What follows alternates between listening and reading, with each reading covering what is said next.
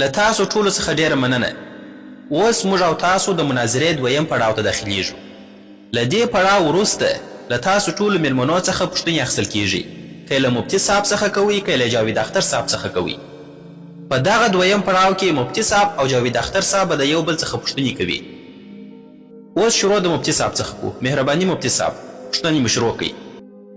ډېره مننه.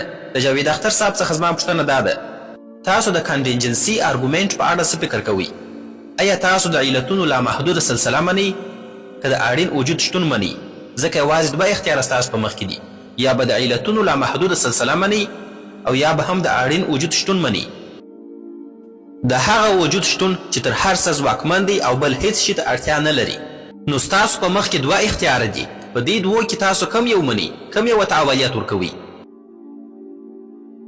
لومړی خو زه صادقانه وایم، زه د کانټینجنسي په کلمه باندې سم نه پوهیږم او هغه انګلیسي لغاتونه او کلمات لږ ماته پیچلي ښکاري. ایا تاسو کولی سئ چې په ساده ژبه زما څخه په دې اړه پوښتنه وکړئ؟ هو بالکل، زه کولی سم چې تاسو پوه کړم. د کائنات هر څه کانټینجنټ دي. دا معنا لري چې د خپل شتون لپاره په بل څه پورې تړلي دي. کانټینجنټ دا معنا لري چې د خپل شتون لپاره په بل څه پورې تړلي دي. کوم څه چې تړلي وي په بل څه پورې هغه مستقل نسي کېدلی، نو یوه وجه لري. اوس تاسو پوه شولست په دې باندې لامحدوده سلسله نسته. تاسو باید په یو اړین موجود پسې ودرېږئ. نه، هیڅ اړتیا نشته چې موږ په یو داسې موجود پسې ودرېږو. څوک وایي چې باید ودرېږو؟ تاسو خو پر خدای باور لرئ. تاسو وایاست چې خدای له پخوا څخه سته، له هغه وخت څخه چې وخت هم نه و. نو بیا تاسو ولې وایاست چې کائنات نسي کولی له پخوا څخه وي، یعنې له وخت څخه مخکې وي؟ ولې دا نه منو چې دا کائنات بلکې ټوله کائنات تل موجود و؟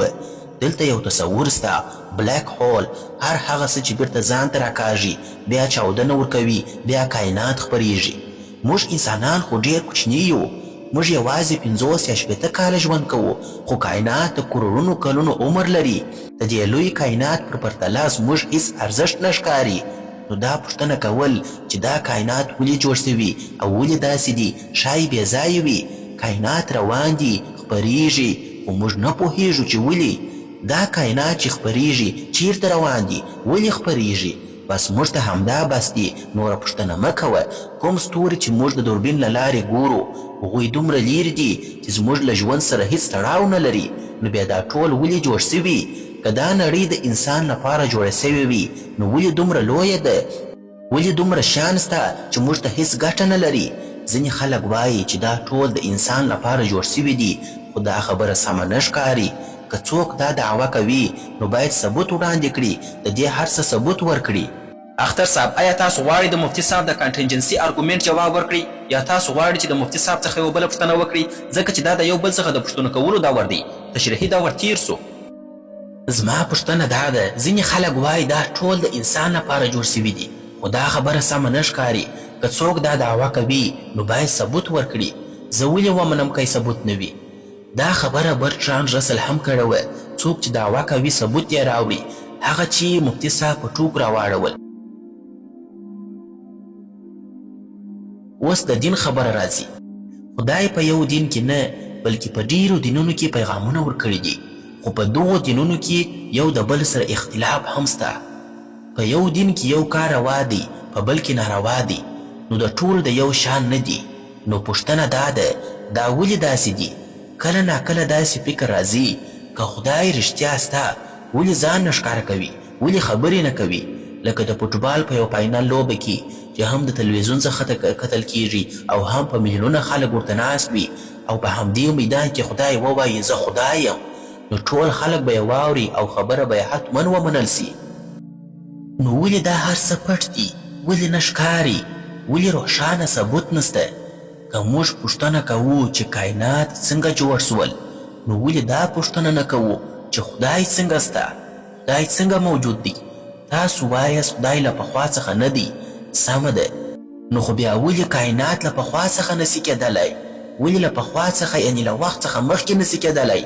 خدای قادر دی، هر څه کولی سي، خو بیا دا نړۍ ولې داسې ده چې بې ګناه ماشومان پکښې وژل کیږي؟ که په قیامت کې انصاف کیږي نو هغه ماشوم چې په بم وژل کیږي انصاف به کله ترلاسه کړي؟ مهرباني مفتي صاحب، زه جواب درکوم. تاسو چې د دین په اړه کومې خبرې وکړلې، کومه یادونه چې مو وکړل، دا د وخت لپاره پرېږدم. نن وخت کم دی، زه چمتو یم چې وروسته بحث درسره وکړم. په دې اړه به د خدای د شتون یو دوم پړاو مناظره جوړه کړو. دا چې نن موږ دلته د خدای د شتون په اړه خبرې کوو، نو ستاسو پوښتنې به هم جواب سي. ستا د پوښتنې جواب درکوم. تاسو وویل چې تاسو نه ده ثابته کړې د کانټینجنسي ارګومنټ بنسټیز ارګومنټ څه شی دی؟ دا کانټینجنسي څه معنا لري؟ تاسو یې راته تعریف کړئ. دویمه خبره، تاسو وویل چې میلیاردونه او کروړونه نوري کال لیري، دا زما سره هیڅ تړاو نه لري، یوازې محدود فکر مه کوئ. دریمه خبره، تاسو د شر مسئله ذکر کړئ. د شر مسئله دوې خبرې لري. لومړی دا چې خدای مهربان او قادر مطلق ذات دی، مګر په دنیا کې ظلم سته. خدای ټول پوه حکیم ذات دی. ستاسو فهم د دې دلایلو سره پرتله کېدلی نسي. نو اوس دلته دوه خبرې سولې. لومړی، خدای یوازې قادر مطلق او مهربان ذات دی. دویم، په دنیا کې د شر شتون بې دلیله دی.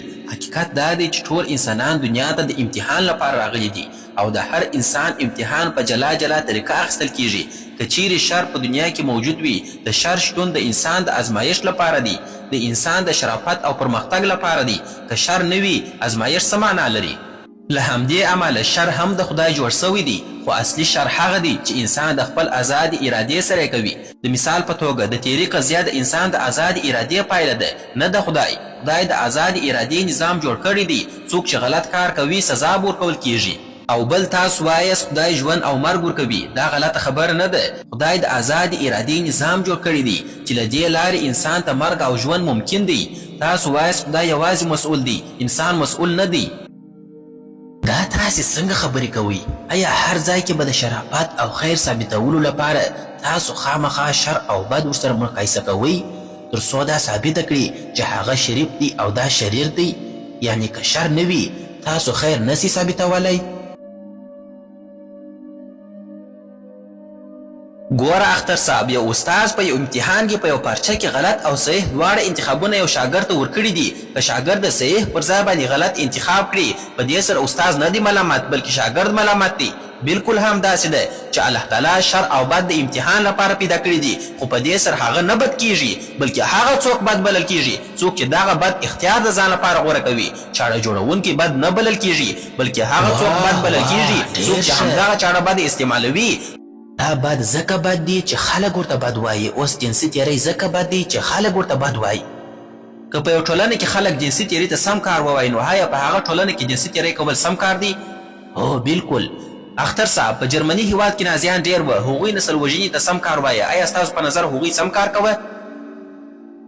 نه، چې په ټوله دنیا کې نه چې په ټوله دنیا کې اکثرت و یو کار ته سم ووایي، نو هغه کار به سم بلل کیږي. که غلط ووایي غلط. اختر صاحب، په ټوله دنیا کې خو اکثره خلک خدای هم مني، نو بیا ته ولې خدای نه منې؟